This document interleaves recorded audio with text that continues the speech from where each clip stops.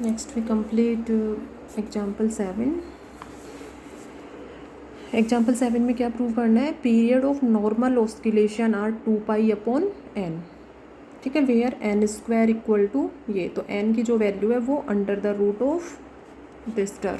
ठीक है, इससे गिवन होगी. तो period of normal oscillation we find, ये सॉल्व कर लिया. Kinetic energy T, work function W, Lagrange's theta equation and then Lagrange's phi equation.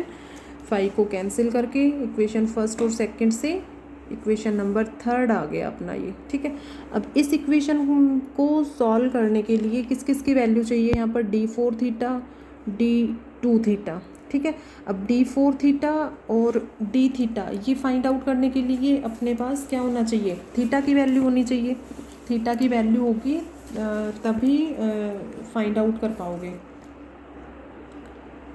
d4 theta, d2 theta ये फाइंड आउट करने हैं.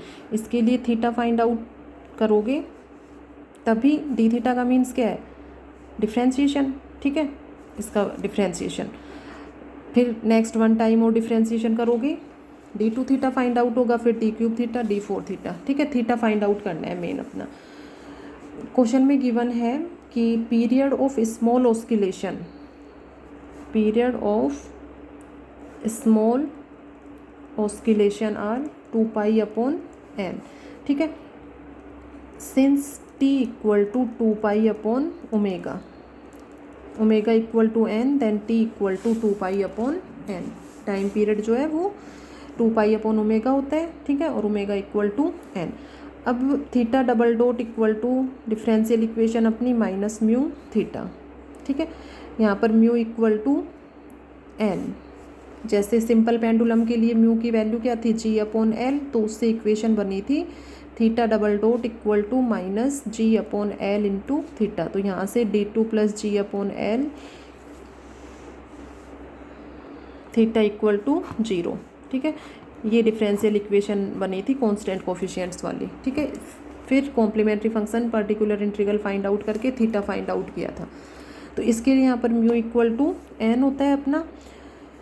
तो ये equation d2 plus n, d2 theta plus n theta, तो ये थीटा को बाहर लो, इक्वल टू 0.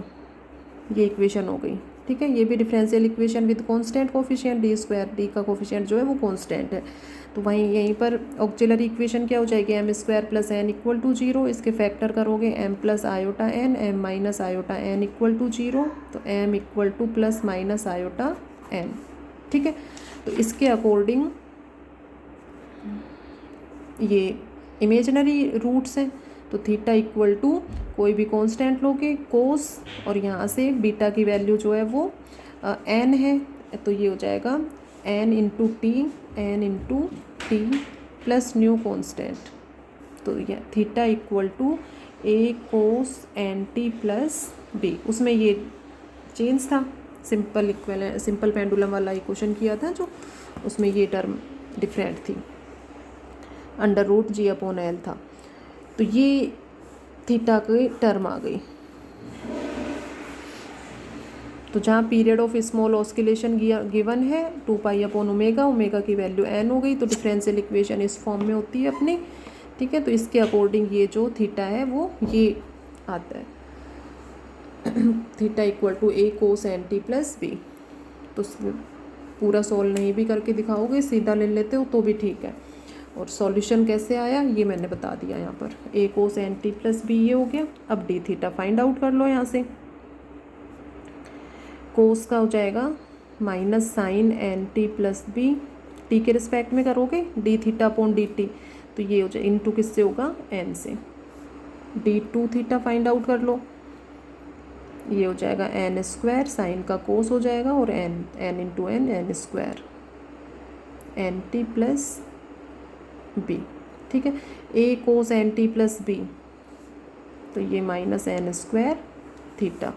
और d4 चाहिए तो d³ थीटा फाइंड आउट कर लो, d4 थीटा फाइंड आउट कर लो, तो d4 थीटा जो है वो n4 थीटा फाइंड आउट हो जाएगा. ठीक है, given period of small oscillation are 2π/n.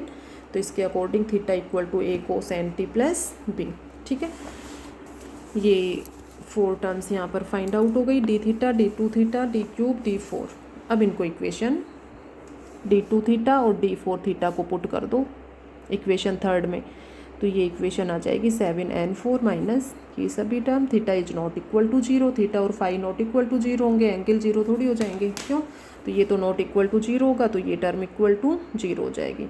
ये क्वाड्रेटिक इक्वेशन है n स्क्वायर में, यहाँ पर n4 है, यहाँ n स्क्वायर है, यहाँ कॉन्स्टेंट टर्म है। ठीक है, जैसे इक्वेशन होती है x square plus 5x plus 6, तो x में क्वाड्रेटिक इक्वेशन होती है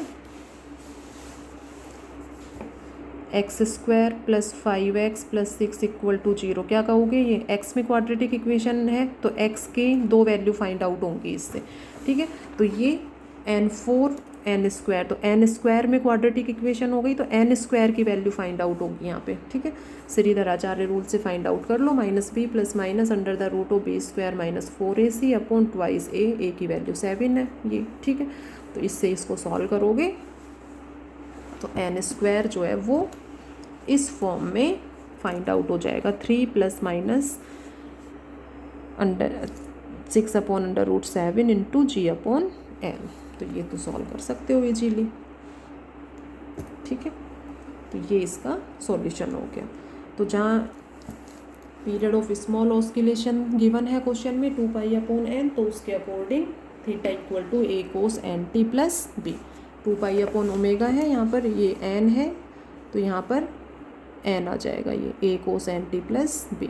वैसे इसका equation theta double dot equal to minus mu theta minus omega theta भी ले सकते हो, तो omega equal to n put कर दो सीधे। ठीक है, तो एक बार इसको रफली सॉल्यूशन करके देख लेना। तो ये क्वेश्चन जो है वो इम्पोर्टेंट क्वेश्चन है और क्लियर हो जाएगा सभी का।